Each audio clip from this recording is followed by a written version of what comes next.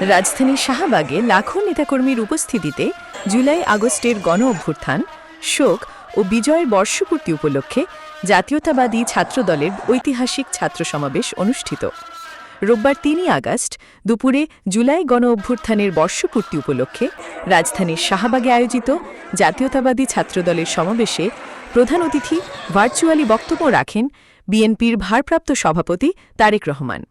এ সময় ফরিদগঞ্জ উপজেলা ছাত্রদলের নেতাকর্মীদের সাথে সমাবেশে উপস্থিত ছিলেন বিএনপি জাতীয় নির্বাহী কমিটির ব্যাংকিং ও রাজস্ব বিষয়ক সম্পাদক সাবেক এমপি লায়ন মোহাম্মদ হারুনুর রশিদ সহ উপজেলার অসংখ্য ছাত্রদলের নেতাকর্মী।